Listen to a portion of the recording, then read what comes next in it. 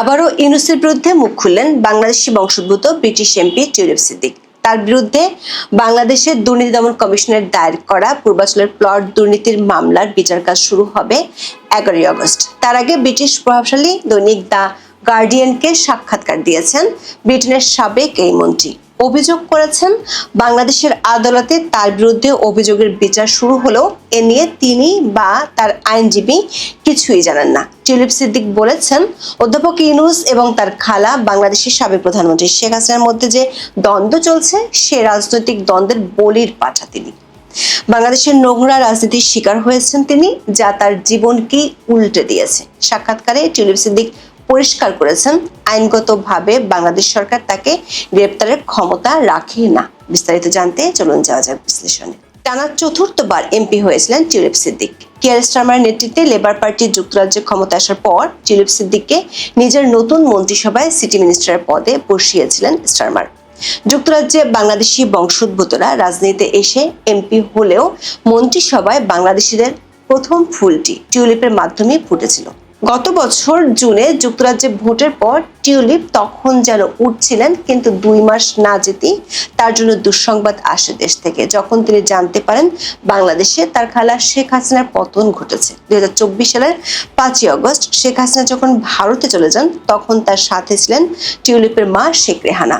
42 বছর বয়সী টিউলিপ 1 যুগ আগে যুক্তরাজ্যে লেবার পার্টিতে সক্রিয় হওয়ার পর বিভিন্ন সময় বলেছিলেন তার রাজনীতিতে আসার প্রেরণা খালা শেখ হাসিনা। শেখ হাসিনা ক্ষমতাচ্যুতি বাংলাদেশের বিষয় বলে যুক্তরাজ্যে স্বস্তিতে থাকতে চেয়েছিলেন টিউলিপ, কিন্তু তা হয়নি। খালার সঙ্গে টিউলিপের ভাগ্যাকাশেও নেমে আসে কালো মেঘ।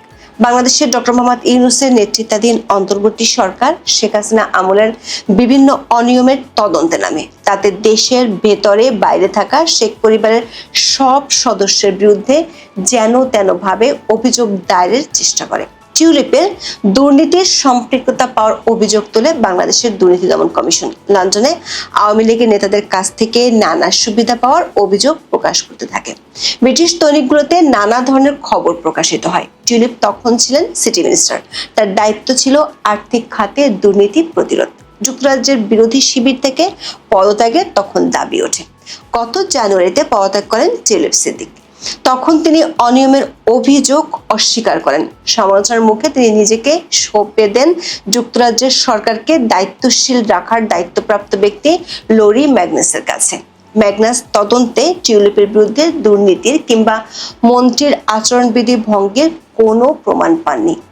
অনেকটা রিলিফ পান তিনি। তবে ম্যাগনাস প্রধানমন্ত্রী স্টারমারকে দেওয়া চিঠিতে একটি আশঙ্কার কথা লিখেছিলেন। বলেছিলেন বাংলাদেশে তার পরিবারের কারণে টিউলিপ সম্মানহানির ঝুঁকিতে রয়েছেন। টিউলিপ মনে করছেন ম্যাগনাসের সেই আশঙ্কাই সত্যি হলো। পারিবারিক সম্পর্কের কারণে বিপর্যয়কর পরিস্থিতির মধ্যে পড়তে হয়েছে তাকে। হয়েছেন দ্বন্দ্বের বলি। সে দ্বন্দ্বটা বাংলাদেশের সাবেক ও বর্তমান শাসকের মধ্যে। বলেছেন, অধ্যাপক ইউনূস ও তার খালা শেখ হাসিনার রাজনৈতিক দ্বন্দ্বে তার কোলাটারাল ড্যামেজ হয়েছে, মানে যে ড্যামেজে তার কোনো হাত নেই। যেমনটা পারিবারিক সম্পর্কের ক্ষেত্রে তার কোনো হাত থাকার সুযোগ নেই। বাংলাদেশের অন্তর্বর্তী সরকারের পক্ষ থেকে টিউলিপের বিরুদ্ধে বেশ কয়েকটি অভিযোগ আনা হয়েছে। পূর্বাচলের প্লট দুর্নীতির মামলার পর ফ্ল্যাট দুর্নীতির অভিযোগে আরেকটি মামলা করেছে দুদক। প্লট দুর্নীতির মামলায় এরই মধ্যে অভিযোগ গঠনের পর 11 আগস্ট বিচার শুরুর দিন ঠিক হয়েছে। তার ঠিক একদিন আগে ব্রিটিশ দৈনিক গার্ডিয়ানকে দেওয়া এক সাক্ষাৎকারে টিউলিপ বললেন, বাংলাদেশের নোংরা রাজনীতির শিকার তিনি, যেটি তার জীবনকে উল্টে দিয়েছে। শেখ হাসিনা ও ডক্টর ইউনূসের বিবাদের মধ্যে পড়ে তিনি ক্ষতিগ্রস্ত হয়েছেন। বঙ্গবন্ধুর এই নাতনি মনে করেন বাংলাদেশে আওয়ামী লীগের ভুল কাজের খেসারত তাকে দিতে হচ্ছে। মন্ত্রিত্ব ছাড়লেও হ্যাম্পস্টেড ও হাইগেট আসনে লেবার পার্টির এমপি পদে এখনো রয়েছেন টিউলিপ। ফলে তার রাজনীতির অভিযাত্রা একটি ধাক্কা এলেও তা থেমে যায়নি এখনো। বাংলাদেশে টিউলিপের বিরুদ্ধে যে বিচার কাজ শুরু হচ্ছে, তাতে যদি টিউলিপ দোষী সাব্যস্ত হন, তাহলে কি বাংলাদেশের অন্তর্বর্তী সরকার ধরে আনতে পারবে টিউলিপকে?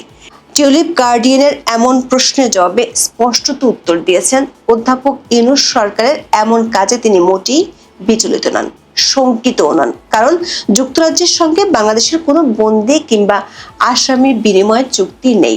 প্লট দুর্নীতির যে মামলায় 11ই আগস্ট বিচার শুরু হতে যাচ্ছে তা অযৌক্তিক বলে উড়িয়ে দেন যুক্তরাজ্যের এই আইন প্রণেতা।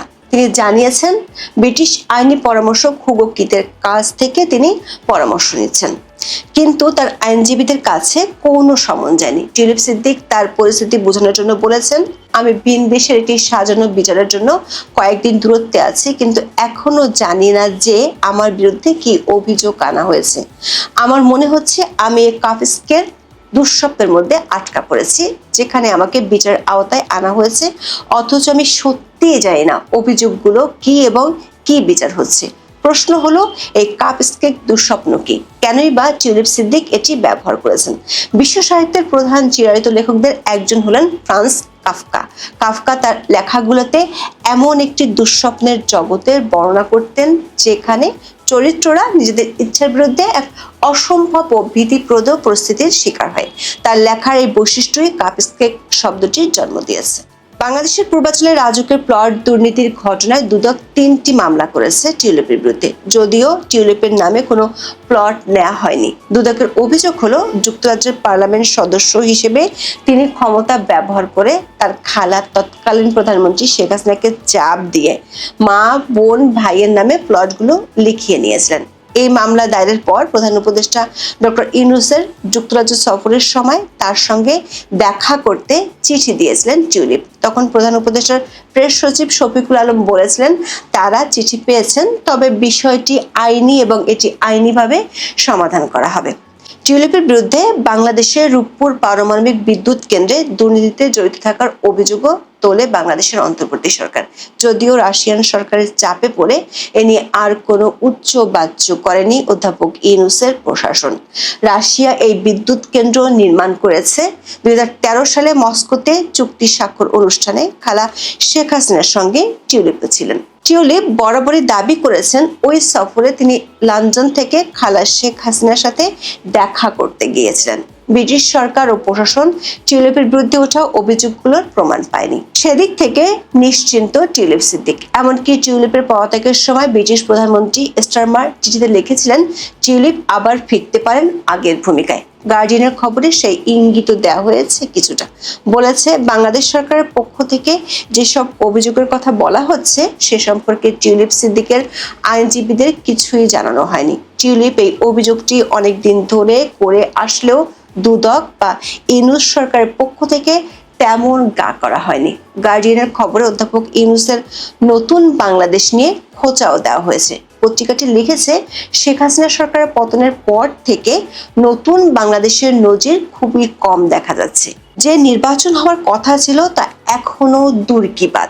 ডাউটি চেম্বারের আইনজীবীরা আন্তর্জাতিক ফৌজদারি আদালতের জন্য সাংবাদিক, পুলিশ কর্মকর্তা, সংখ্যালঘু এবং আওয়ামী লীগের সাথে যুক্ত ব্যক্তিদের বিরুদ্ধে বিনা প্ররোচনায় এবং সহিংস হামলার প্রমাণ সংকলন করে আসছেন। ফলে সামনের দিনে ইউনূস সরকারকে যে আন্তর্জাতিক অঙ্গনে আইনি লড়াই লড়তে হতে পারে সে ইঙ্গিতটা দিয়ে রেখেছে গার্ডিয়ান। এখন এ পর্যন্ত। সবাই ভালো থাকুন, সুস্থ থাকুন, নিরাপদে থাকুন। দেখা হবে আগামী পর্বে।